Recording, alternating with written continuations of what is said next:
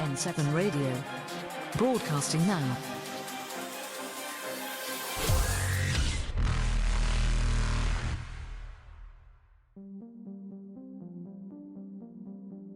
Hello, Mass Effect Nation. This is episode 3 of N7 Radio, the premier Mass Effect Andromeda podcast. I'm Raizer. You may know of This me. is a premiere? Is there popcorn? Yes, there's always popcorn. Popcorn is everywhere you go here.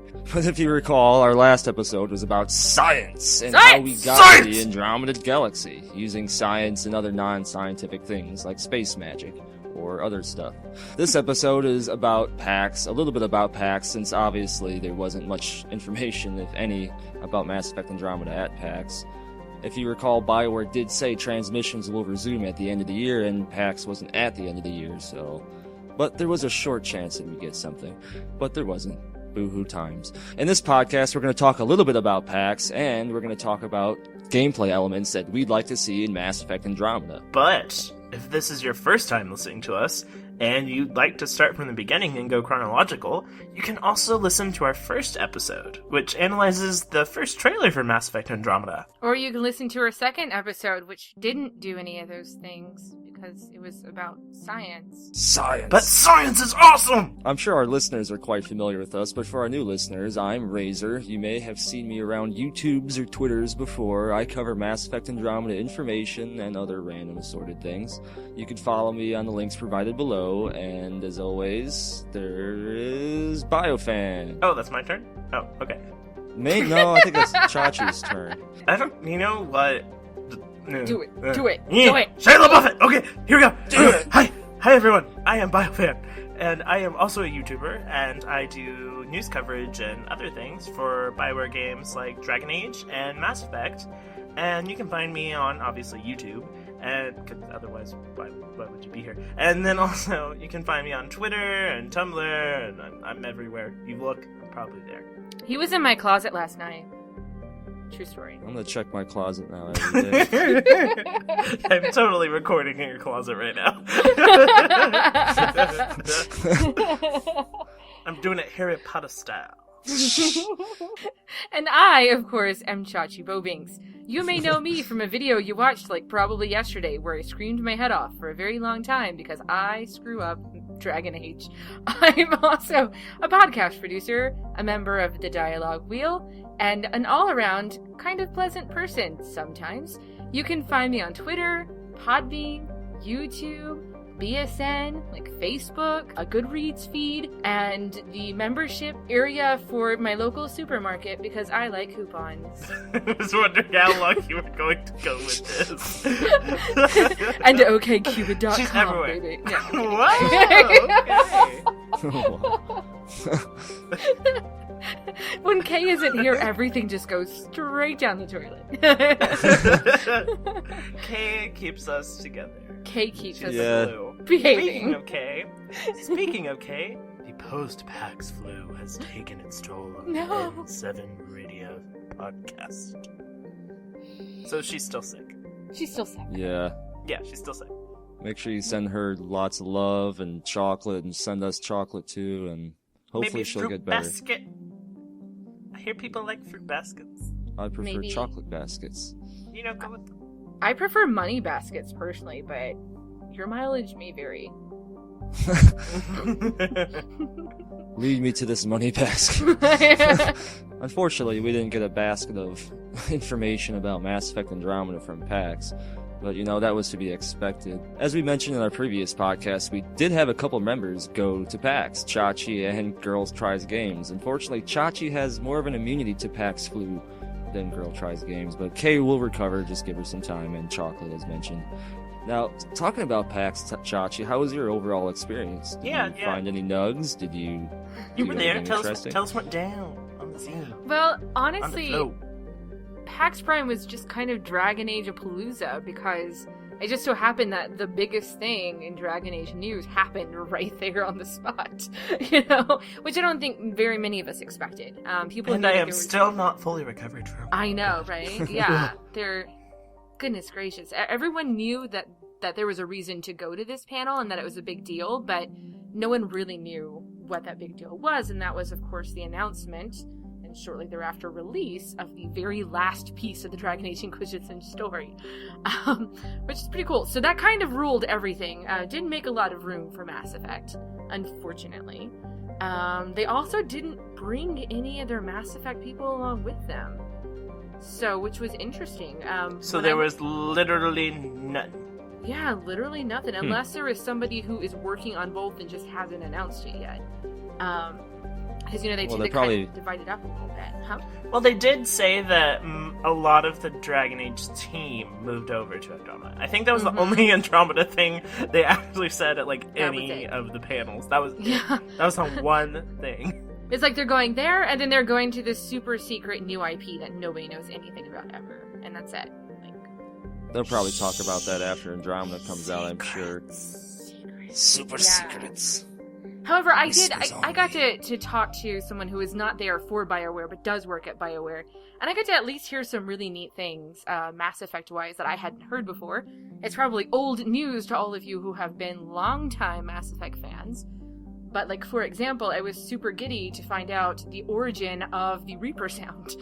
Extremely excited. I could not stop thinking about it. That thing in the beginning of all of our episodes is really awesome. Yes. Yes. Do you guys know the origin of the Reaper sound? Yes, but I bet you there are people listening to this that don't. Yep. Yeah. Lay it on us. I know there's a more technical term for this, but I'm just going to call it what we call it here. It's the sound of like a dumpster or whatever. Specifically up there, I think it's something like the bin that you put paper in specifically.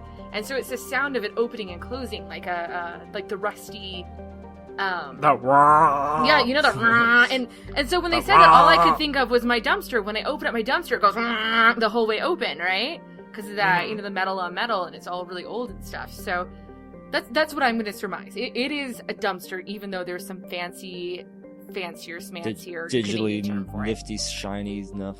Things. Yeah. They were like, it's like a paper disposal mechanism or something. I'm like, basically a dumpster, right? Okay, thank you. It's like the least intimidating thing to create that noise.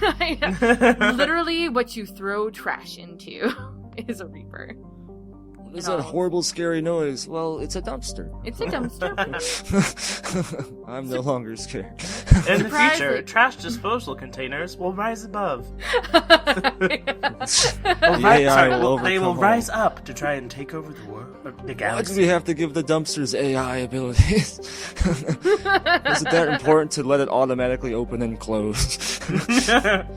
I just want to know how many people will, after listening to this, develop a phobia of taking out the trash. They'll be like, "Oh, the Reapers are coming!" and take off running. Running away from the dumpster in the middle of the night. Give my trash can the side eye of I know what's up. Little did mankind know that their fall would be dumpsters. They threw out the trash, but the entire time they were the trash.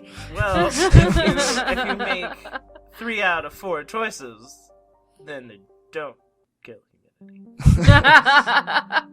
Supposedly. But that whole indoctrination theory. That's in the box. That's in our lovely little box that pops up in the every dumpster. We went from packs all the way to dumpsters. This is now the dumpster podcast. The dumpster podcast. First episode was about feet. Second was dogs or something, right? Dogs doing inappropriate things, yes. Yeah. And now we've really gone into the trash. Now we're in the garbage. Okay, we miss you. Please come back and save us. I know. I don't know. I'm gonna take the fishing pole and reel us back in to Pat. We were talking about you mentioned a lot of the Andromeda developers weren't there, and my first thought was that they're busy, making Mass Effect Andromeda now. It's cram time, and then I thought, this is the last piece of story-wise DLC for Inquisition.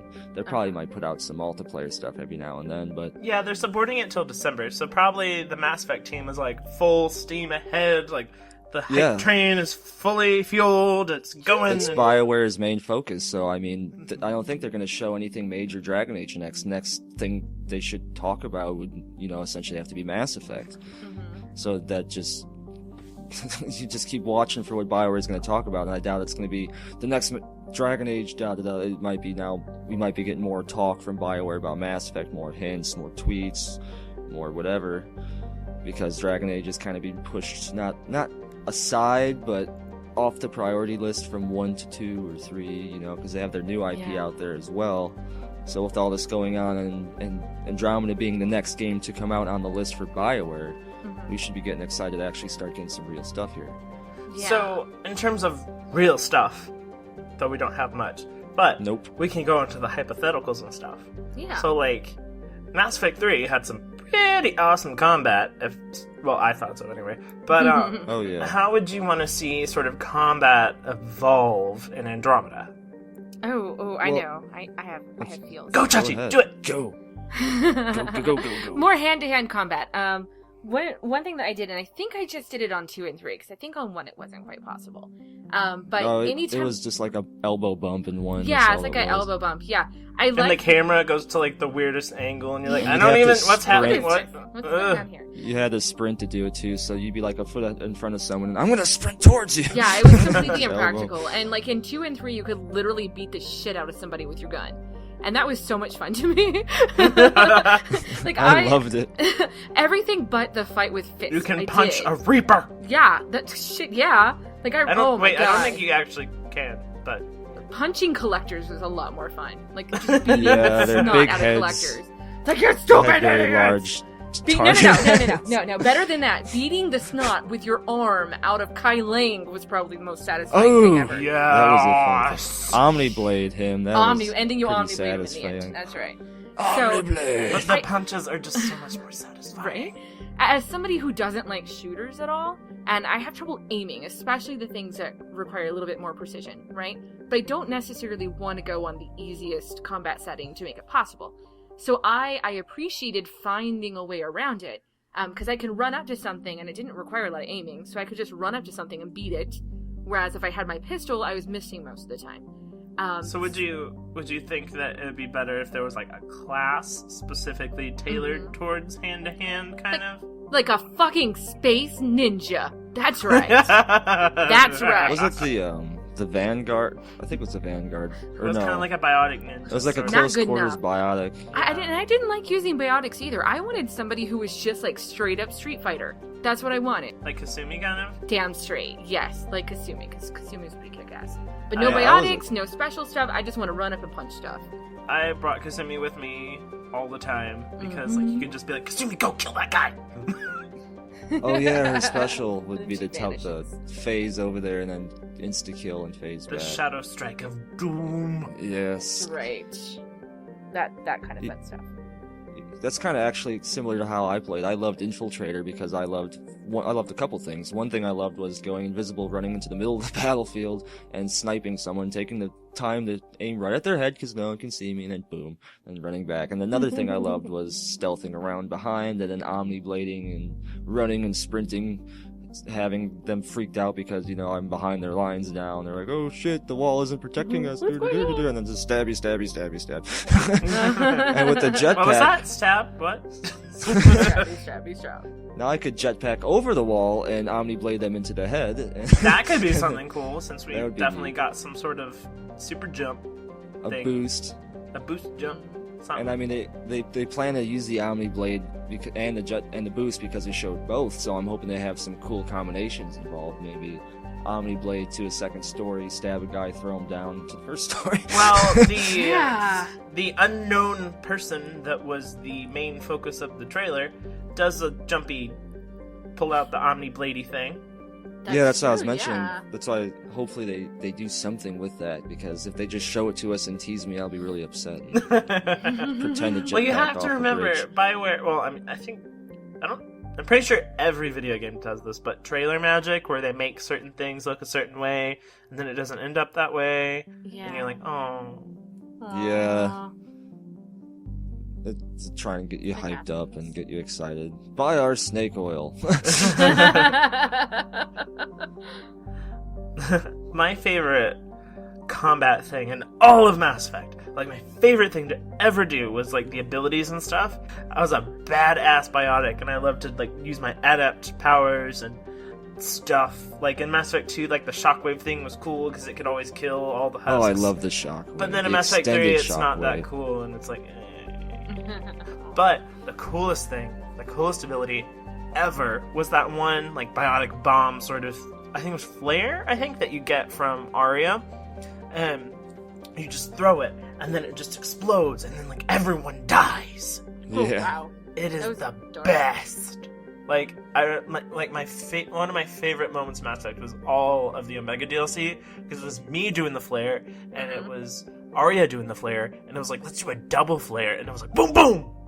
And, like, please. Cerberus just, like, was, like, dropping flies. How did Cerberus survive at all? Because, like, every other side mission was kill Cerberus, do this, take away their this, take away their research, take away this, and I'm like, how are they still around? I've killed so many of them. Well, I think by the time we get to their base, I think that's the last of them. Hopefully, I don't want to see any more Cerberus. If I see a Cerberus logo in Andromeda, I'm just leaving Andromeda and going back to Milky Way. You're like, nope! Like, no, God, bye. Screw you guys, I'm going home. I'm going back to Apocalypse Milky Way. I'd rather have that.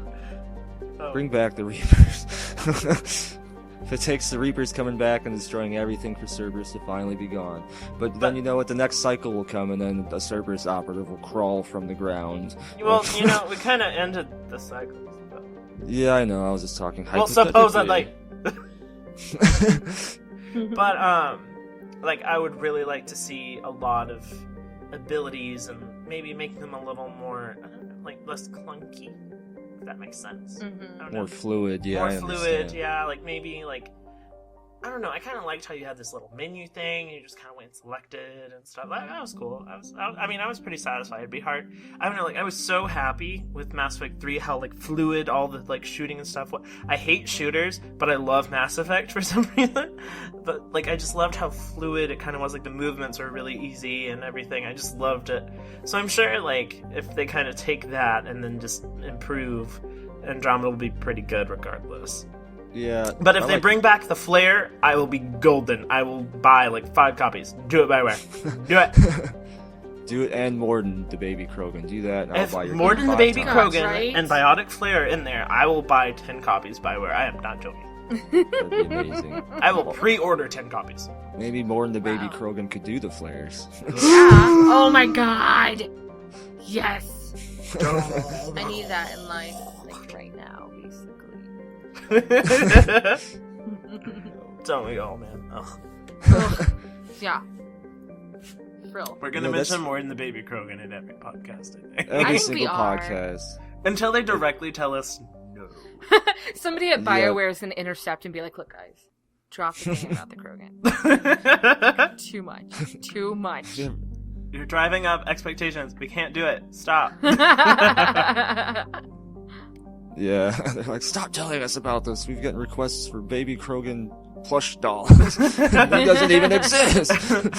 other than a baby Krogan Morden, whatever. Well, I guess technically wouldn't be a baby anymore. But other than a Krogan Morden awesomeness thing, if you could like pick any sort of like race, classy sort of like what would be your ideal companion, like squad mate?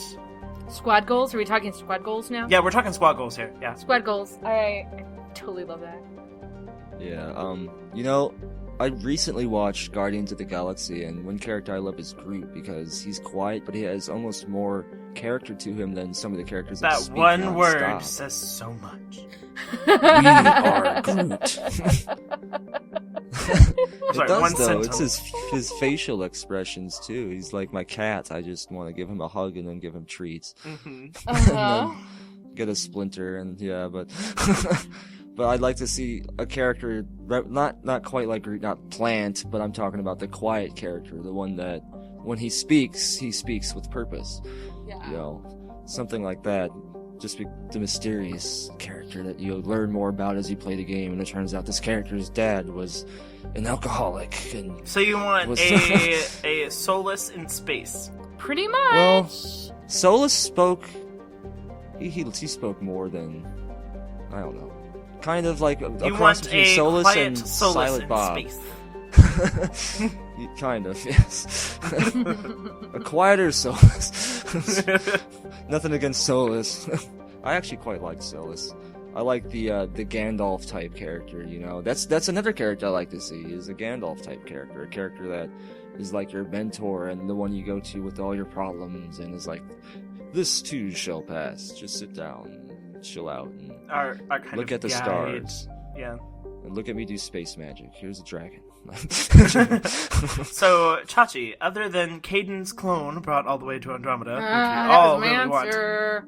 I don't know what to do. That's why I said that. So you can't use it. You have to come up with something more original because that's what everyone wants. Everyone.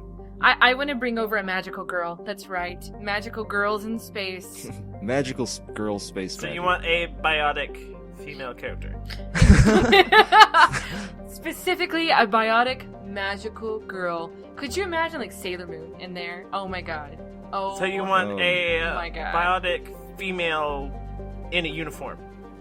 Pretty much. So you want to pull a J-pop star? and Pretty give her much, I do. biotics. I want to pull some J-pop in, and then every time she walks into a room, like some funky beat starts playing, and people are Oh, like, no. "What is going on?" Mine, if I could pick, I kind of think in terms of squad mates. I don't think in squad because in squad mates we never had that kind of like sarcastic, takes the piss out of everything kind of Joker person, because Joker kind of was that person. Yeah. So I'd like kind of like a squad mate, sort of. Okay, think of Sarah, but like educated. Like Dorian almost. Yeah, like Dorian, kind of like Dorian, but a little more like lighthearted. Yeah. Not so dark. Not so like life problemy. Yeah. Even though Dorian's awesome, I like Dorian. He's alright. He's cool. I would just yeah. like that's kind of one thing. Like someone kind of think of oh I got it. Okay. Varric Tetris in space. Oh, Varric. Yeah. That would be perfect. That Space would be Tetris. perfect. Space. It sounds like a different game. Space Tetris. I want Tetris and Mass Effect Andromeda, please. Can we not though? That would be amazing though, because just to have that character come around just for the lighthearted aspect of things, because sometimes BioWare games can get a bit serious and Can heavy. get really Yeah. serious. You need someone to kind of bring a little something different. You know? Yeah, Yeah. just something to bring back the lightheartedness and. We need the a jokes. comedian in our squad. You know? Yes. I agree. Get Zach Galifianakis. I don't know how interesting he'd be as a character. Probably not that interesting. But in terms of race, like I think it'd be cool. Well, so we've never seen like a female Drell, so that could be cool to show Yeah. up. What's another like race that could happen or race gender combo we've never had as a companion? Other than female Krogan, because Morden's gonna show up and do that, and it'll be awesome. Yes. No arguments. If you argue, you must leave. You won't exist. I don't know. We've never had a Batarian as a companion. Yeah, that's true. We've never had a Vorcha either, but I don't think a Vorcha is very conducive to squad mating. Yeah, I think a Batarian would be, but man. A Batarian, Some like a really snake oil badass charmers. Batarian. Yeah! Like a Like a Batarian no- who's like a mix between like Garrus and Han Solo. That'd be Okay, awesome. I can see that. Yeah. Like a Clint Eastwood. A very Batarian. a very Clint Eastwood. Gets like down to business kind of Batarian. Like, Uh-huh. let's get this shit done, yo. And Like doesn't someone care. walks up to your. Yeah. Someone walks up to your squad brandishing a gun and talking trash, and he just shoots them mid-conversation. Like I didn't have time. Yeah. We've got a shuttle to catch. See, that'd be And he needs awesome. a house. We never had a male Quarian either. No. True. Yeah. No. Yeah, I mean, we had so much Tally that we didn't need any more Quarian. We were good. No. We were good to go. But Tally's probably not here, so. No, she's unfortunately probably buried under her home. Hey! No. Well, I mean, No. she could be. No. You don't want her to be buried, then. If she's dead, what would you like her to be? Yeah. Alive. Well, I'd If she's like her dead, to be I'd like her alive, to be too. alive. But Quarians don't live quite that long. I mean, it's possible they could still be alive. We don't know how far ahead. Put that into the box. Yeah, that goes into the box. This box is It goes being into, full. like, the We now need to very, upgrade like, it. Back little space that you don't know is there in the box. Just shove that right in there. Just shove it in there and hit it with Cut it sticks blue. until it fits in a corner. That was a little bit darker than you normally go. But so male Quarian, female Drow, Batarian, Hanar, I always wanted more Hanar in my life. Blasto. We need a Blasto. Oh my god. Hey, and if it's far ahead in the Are there- timeline, the are there Hanar could be. Yeah, that's true. Are there female Protheans? I mean, Um, there has to be female there have to Protheans be. technically. Yes. No. No. It didn't talk about You them. just It didn't slice a show foot any. off and it regrows. Is that actually how it works? I don't Are they like know. asexual? I don't know. They're like, Do they They're like asexually reproduce? earthworms. I don't know. Yeah, I mean, we only ever saw Javik's flashbacks in the military, and his Well, military group appeared to be all men. I don't know. Maybe the females look exactly the same. We just don't know. one thing Maybe- I thought of during that was, if you remember the statues on what planet was it? Mass Effect 1 that was a Prothean ruins. But Eden it had Prime? those statues. I'm sorry? What was it? Eden Prime? No, not Eden Prime. No. It was one of the end of the games. Towards the end of the game, it was the one with Vigil on it. But it had those on the surface. It was all grassy and ruiny and overgrowth, and had elevators. But there were statues around, and when we actually did get to see the Protheans, I was like, Javik looks nothing like those statues look like. It looks like Well, an almost maybe they completely different were- race. Well, another thing you have to remember about what Javik said about the Protheans is that they conquered the entire galaxy, and if you lived in the galaxy, you were a Prothean. So maybe Javik was a Wanaha, and not all Protheans were Mahahas. Maybe they were Yeah. Reduperders. Or There were also Marklar, or Marklar. And this Marklar. It's the same thing. You're Marklar and you're Marklar are trying to make us believe in your Marklar. We're all Protheans. Whether Maher, What even? So, okay. Is there anyone else? I mean, There's I a would lot like of an stuff. Elcor, but I don't think that would work. Well, yeah, I'd like to I would see like some to race. Wait, hold on. I need to create an envisionment. Envision. Envisionment. We are charging into battle, riding an Elcor, our hair Oh. flowing Oh in the god, wind, oh god. a mane, and biotic in our fist. I don't know. The Elcor has a mane too. It's on a battlefield littered with, I guess, litter and It's an unkempt battlefield, very filthy. And there's steam in the background, and dramatic Mass Effect goosebumpy music playing, and we're charging. Okay, you get it. Yes, that would be amazing as an Elcor mount. Elcor. Hey, they have mounts in Inquisition. They can do quadrupeds. Yes, they can do giant dragons too. I want Ooh, space yeah. dragons. I want to fight a dragon in my spaceship. and Dragon. shoot Didn't lasers we at see it. a space dragon pretty much? Yeah, in the wouldn't trailer? that be like that fly thingy that's I on think that's a space Protonka? dragon. That's Yeah. a space dragon. That's a space yeah, that's a dragon. space. That There or you go, Thresher we have Malls have space learned how to dragons. fly, and we are all fucked. One of the two. Can you imagine that? Like you're driving around in your So Mako, fun. and you're like, doo-doo-doo, beautiful day, gonna go find some shit. Oh my fucking god, there's a Thresher Mall coming at me from the sky! In a different galaxy. Yes. Yeah. The Thresher Malls are in every galaxy. You know what? That's another thing. Speaking about gameplay elements, Mass Effect 1 exploration, Thresher Maws, the Mass Effect Andromeda exploration is supposed to be the new focus, and I mean, if we're going around all these quiet planets, Wow. Thresher Oh, Maws. So Alistair McNally, the head of design and art at BioWare Edmonton and Montreal, recently tweeted that this Mass Effect would be the biggest one yet. So probably that refers to the exploration bit. So it could be interesting if we have something Thresher Mall-ish. It's Andromeda, so it's probably not a Thresher Mall. Although that would be cool. I wouldn't protest it. I'd be okay with it. I wouldn't question it. I'll be alright.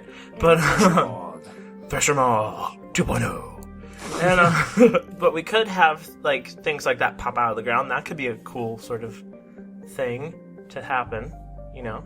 Yeah, subterranean surprises. You just got Thresher mod. What even? My poor little Mako. But why? But in terms of exploration, I think they said it was going to be like semi-optional, at least more optional than Inquisition, where you're just bloop, you're there and you have to go like everywhere. Yeah, you have to explore an Inquisition, even just to find main quest points. I mean, Frostbite is kind of set up to have these large environments, so that's cool. But at the same time, like, I would like a little more linear kind of story, something that doesn't take 100 hours per playthrough. Yeah, that seems to be what BioWare might be going the opposite direction. It seems. I'm okay with either way. I loved it. I just, if I got to pick. Oh yeah. Yeah. With story, you almost want more. Like, if the people that want to get the story done want more of a linear thing than the people that want to just do it as they go. Like me, I like to do a lot of side stuff and try and get as much gear and level as I can. Yeah, like have it as kind of like an optional thing you can do on the side. Like, didn't Mass Effect 1 kind of do that? Like, you didn't have to do it, but you could do it. Yeah, 90% of the planets were just there. You didn't have to even go to them during the main quest or even half the side quests. And then even as you played the game more, a lot of planets would open up and let you land on them. So you'd have to continue to go to places you've been already just to see if you could land there. I know there's a couple planets. There's a quest where it was the Arachnite chain quest, and you could have just totally skipped that.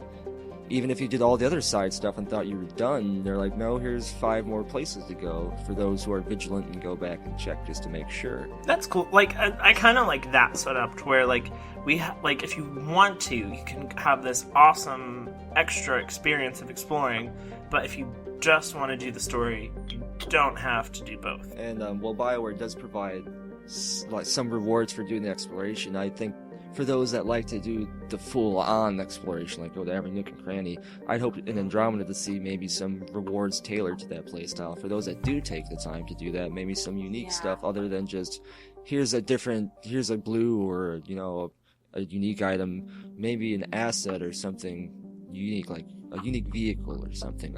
I know I'd like to see more vehicles than just a Mako. Like Mako add-on pieces that you find. That would be amazing, yeah. Kind of like the Skyhold stuff, where the more you did, the better your shit was. Yeah. Yeah. I wonder if we're going to see synthetic life forms in Andromeda, something similar to the Geth. I'm sure. There has to be, like, something synthetic-ish. Yeah. This is Mass Effect! Come on! Yeah. My hope is something digital-based, like what they hinted at and teased at during the news agency things in Mass Effect 3 about that, what we mentioned in the previous podcast, about the life, the ancient race. It was like race. In a codex or something, wasn't it? Yeah, well, it was one of the Spectre news things where you go to your little Spectre room in the Citadel. Yeah, it was one of those. Something with reading. Exactly, yes. A race was, a race of aliens that wasn't meant before long ago had some issue with their home planet, so they took their consciousness and uploaded it onto a hard drive on a spaceship that has just been floating around the Milky Way forever, for an unknown amount of time. And a Solarian actually was able to go to that. When they found him, he moved his consciousness over and allowed one of them to move their consciousness to his body, and he was walking around the Citadel and everything else. So I just thought, why didn't they do more with this gameplay element or this type of stuff in Mass Effect 3? Like that race was not represented other than, like... One thing to keep in mind is that Mass Effect and BioWare and what have you, they are really good at just kind of laying a seed and then leaving it alone and then using it in the future. So maybe that's going to be tied to Mass Effect Andromeda. It's totally their style, Yeah, like they tell us a little bit, and then a little bit more. You go back, you're like, oh, that's... And then like a little bit more, and then like everything. So maybe this ship that we heard about there, it has something to do with the future story. Maybe. You never know. Very interesting. Yeah. I ship it? I don't know. Does that work?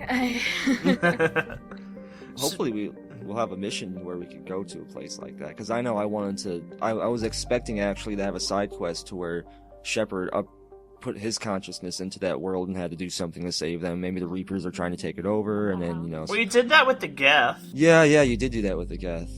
Yes. I remember that mission. That was a cool mission. That had no combat. I was like, da-di-da-di-da-di-do-do-do-do-do. I don't get shot at. Wee! It reminded me of the Animus missions from Assassin's Creed, if you've ever done those. Oh, yeah. I'm kind of burnt out on that franchise. Anyway. Same thing again, twice in a year. I know, I'm good. Mail time.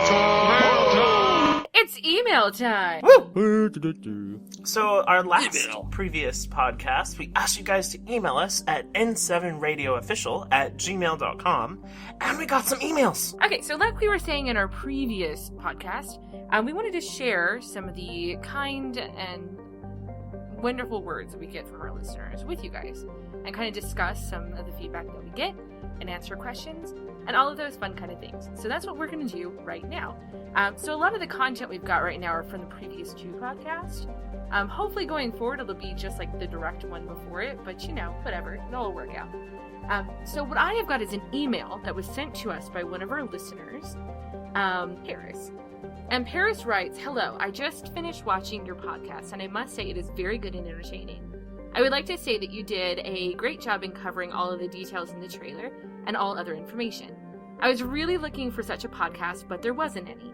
So you can be sure that you will have at least one certified viewer for each podcast." Yes! Yay! Nice. Now, I think that it is a good idea that you discuss a little bit, if you want, about how the endings are going to be imported, or how you hope they will, and how the developers might put all of these different endings in the game, or in one game, rather.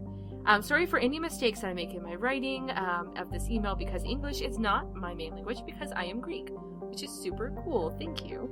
I hope that I will be able to buy the game and a PC to play it, and see your videos along the way till it comes out of me. It's getting very rough here in Greece, and you're very lucky that you have the possibility to do what you like the most, like playing video games. Anyway, enough of that. I hope you read this and maybe try some of the ideas that I wrote about in the endings for your podcast. I'll write to you every week to help your podcast. Again, oh my god, I got hit in the feels! Oh I my know, god. like, I read this and I was all teary-eyed, and I was like, oh my I was gosh, like, oh my BioFan! god! Oh my That's god! really cool. Oh my, thank you! I know. Assuming direct hugs. I know, Assuming assuming direct direct hugs. That was perfect. Yes, So what Paris mentioned about like how we think the endings will tie in, what do you guys think? I don't know. Well, Dragon Age Keep. Just put that out there. I think they'll probably do something like that, since it would work really well for Dragon Age. Oh, I can confirm Yeah. that they are doing that. I can confirm that. So, You yes. can? Oh, you Yeah, can. whenever. What? Yeah, because I interviewed Fernando Mello back when they still had the Keep in beta. He came on the dialogue wheel and I interviewed him, and he said that yes, they are designing this now, and this is kind of like the rough draft kind of thing, and they were using Dragon Age as a way to test this out, so they could move it forward to Mass Effect. So yes, we're gonna have. Ooh. So something's gotta be Nice. relevant. Otherwise, why would they have even been considering using it in the future? Yeah, I think like everyone always figured they would do it. It just seemed logical, but Mhm. So I mean, obviously the choice would be in there, but I'm not sure how heavily they'd be represented, because we don't know. Like, this is after Mass Effect, but like, did we leave to go to Andromeda before the Reaper thing happened, or how's that? Like, are we all glowing green if you pick the green option, or was Shepard indoctrinated? Which that is in the box. Me, you're not bringing that out. Nope. Yeah, box in the box. In the In box. the box. box. In the box. But so I don't know how I think it'd be represented. I think maybe like I don't know, because the endings are all kind of a real sore spot for a lot of the fandom. So I kind of think they would, if they did it, they would do it very subtly and very lightly and very sensitively. Yeah. Maybe like just like a brief mention, or like, for example, say you're walking around whatever the Andromeda version of the Citadel is, and you're seeing all these pretty things, talking to a Krogan, maybe the Krogan's name is Morden, I don't know. But then you see some like, I don't know, some Asari chilling at the bar being like, so yeah, it's weird how y'all stopped growing green like a year ago. Like something like that, something Yeah. subtle. Something really subtle. BioWare is known for those little subtle things to the previous games too. Yeah, I mean it is definitely a big broken glass sphere to try and piece back together how they're gonna do this ending Yeah. thing. My theory is I have faith in them. I trust Oh, them. They're gonna do it. definitely. They're gonna do it great. BioWare weaves stories better than some books I've read. Their stuff is amazing. I have a theory. I don't know if this is true or if it's gonna work. It's But in Andromeda, we'll probably just get those hints that you mentioned, the little tiny hints, but the endings won't really matter much to Andromeda. But the game after is when I think we'll go back to the Milky Way, having built up our forces in Andromeda, maybe to help rebuild the Milky Way. Or maybe. you'll have multiple galaxies at one point. Like Yeah, you'll have a galaxy map that's of galaxies, not Exactly. not a single one. Exactly like we mentioned in the science broadcast. Science! God, But yeah, it's my BioFan, little we're theory. like on the same wavelengths tonight. Chachi, what was your possible ending thingamajig? I don't know. I kind of think, because it's one of the things that they've mentioned, not the ending specifically, but that choices we made would flow over. So kind of going back to how I had assumed earlier, I kind of think that, okay, going back to my theory about the Pathfinders escaping something and seeing this great crazy thing, and then they decide to go follow after it and see if they can help it. I kind of think it would be neat if they were escaping that. Like, they were escaping Earth, perhaps, or they were escaping another planet because of the Reaper invasion. Because I don't remember, them ever saying that nobody escaped the Milky Way. I don't remember that being a thing. So maybe these endings, they affect the world that they can't go back to, perhaps. They've gone out, and they're like, okay, I hope the whole Reaper thing's done now, let's go back home. And they're like, oh, fuck, everything's wrong. And then Everything is green. What happened? What is going on here? Or, I don't know.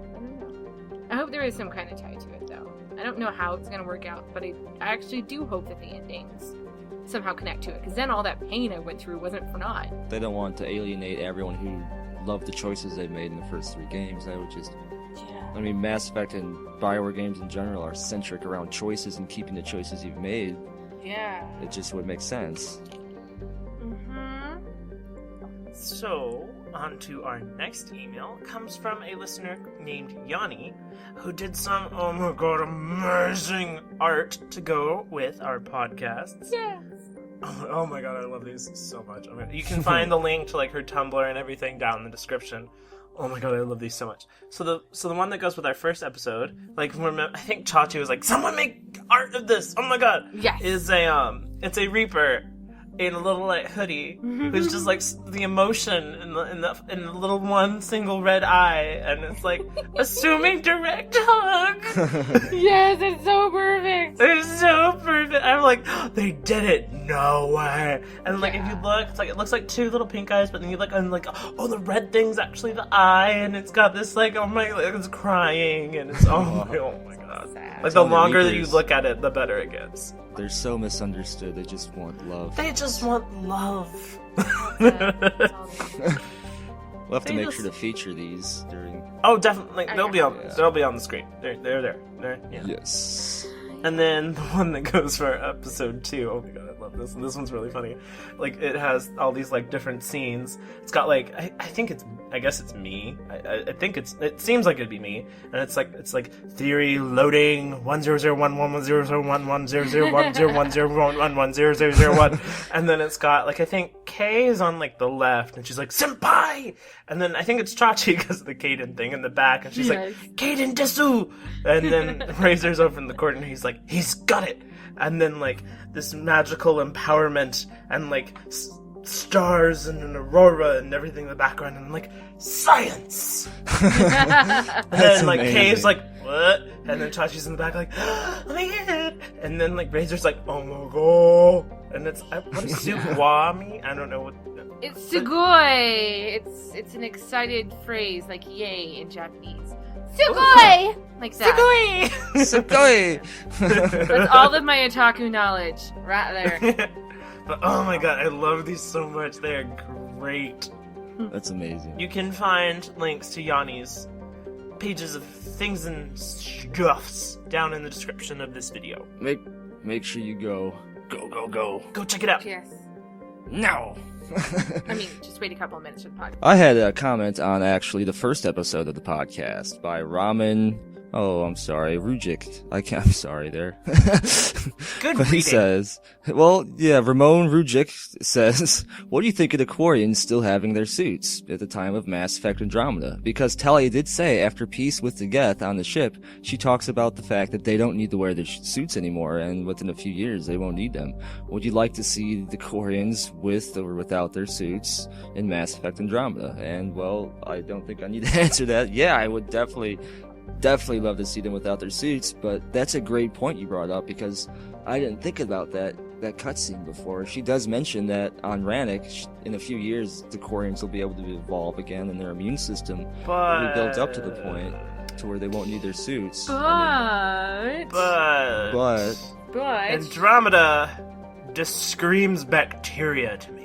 yeah, we're gonna be in a whole nother place. So if there's Yeah, it's gonna Quarians have there, like some funky microorganisms up in there laying some science down on you. Yeah. Some biology. That being the case, it would be like that for all the races. That makes you wonder, I don't think they're gonna go that far. I'd just say like the Quarians are kind of susceptible to diseases of any variety, so they'd probably be on like super sanitization lockdown.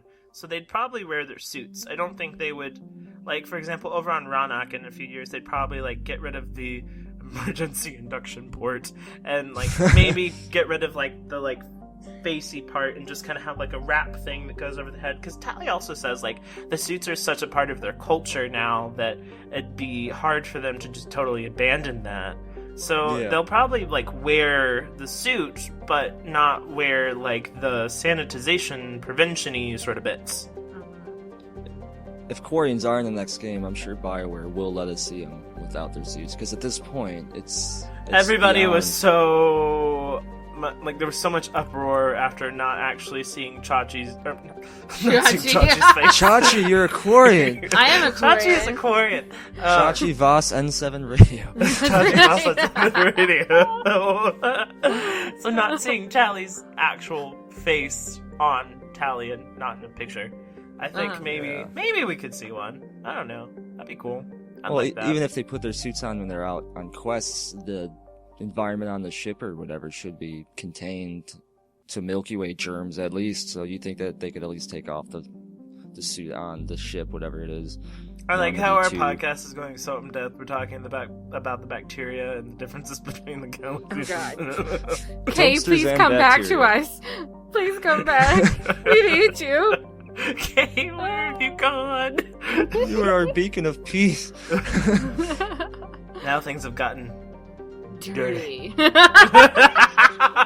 Stop it! We're like in sync tonight. Oh my God. We are. Focus ability initiated. Oh, but yeah, I just like that comment because it made me think, of more of the conversations people have had in Mass Effect 3 and what elements of those conversations could we see in Mass Effect Andromeda, because there's a few closing situations brought up between the Geth and the Quarians and the Krogan, and BioWare does a good job of taking little things said during a little, what might seem like the most meaningless conversation, and later on in the game or next game, it's something of importance.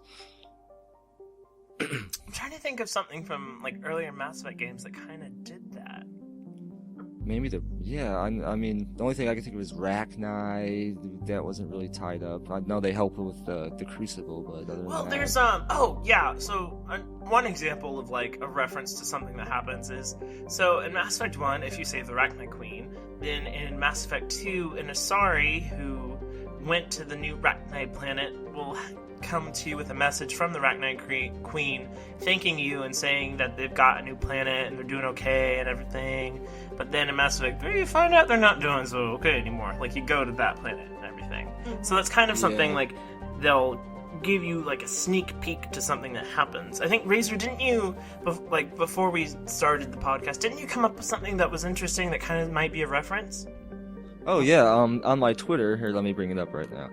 On my Twitter page, someone commented back during our second podcast, Zoff or Zoffman on my Twitter page. That's after a lot the of second Zoffs. podcast. That's so many Z's Zoff and or mans. Lots of and... Zoffs. So Zoff. He's very Zoffy, Zoffman, so Zoffy, Zoff.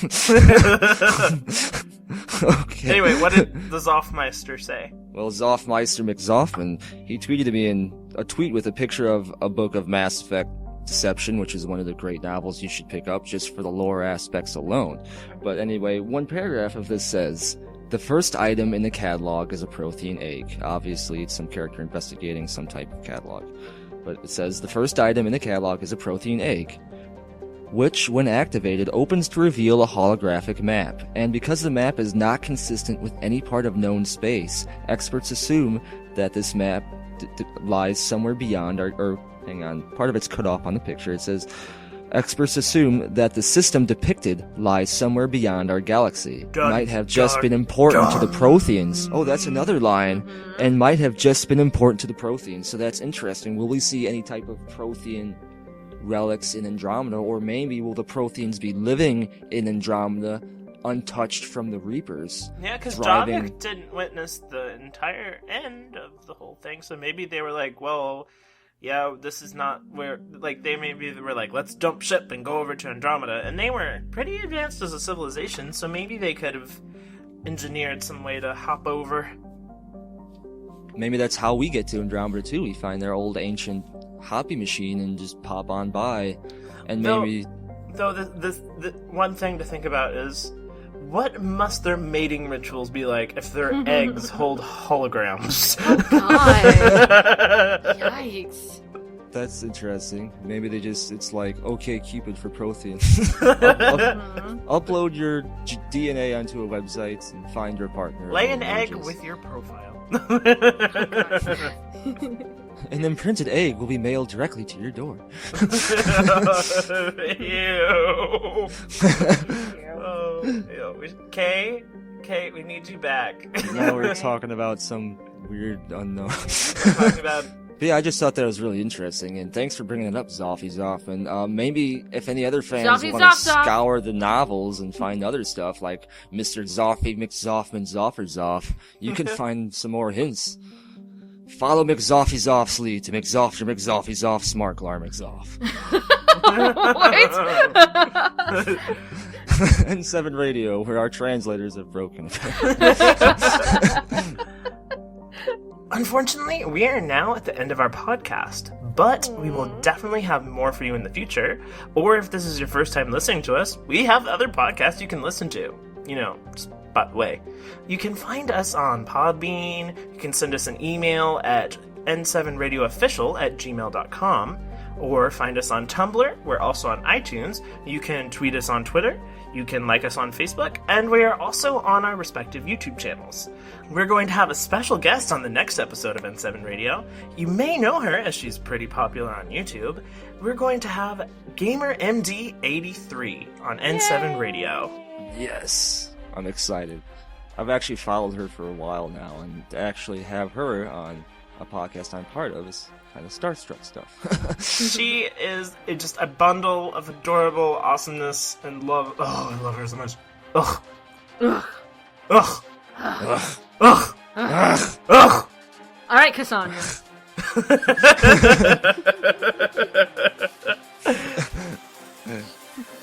And don't forget, there are a couple of things you can do for us to help us to be more successful and also to show your N7 Radio love. For example, go to each of our individual channels and subscribe. That supports us and we support you. And also go through and hit that little thumbs up like button because that's always good too. Make sure that you're rating us on iTunes, commenting on our videos, sharing it on your walls, telling it to your friends, inviting us to your grandmother's house, just whatever you can do because we will be there. Yay! If you could pick any sort of squad mate to be in Mass Effect Andromeda, what kind of squad mate would you pick? Tell us down in the comments. Your comment might be featured in our next video. And speaking of our videos, if you haven't already and you're new to our podcast, make sure you check the links provided below to our previous episodes so you can get caught up. And make sure you tune in next week where we can hopefully be on schedule. The only reason we haven't been on schedule is because of the PAX flu. It's a pretty tough flu to get over. It kind of takes your bones and turns them into hot pockets for a short amount of time. Yeah, it's pretty crazy. But anyway, I hope you all have enjoyed this podcast, and make sure to keep sending us awesome email, amazing fan art, and just keep interacting with us because it's you, the members of Mass Effect Nation, that keep us motivated and excited to keep bringing you this news and these podcasts. And as always, thanks for watching. Keela Salai, Mass Effect Nation.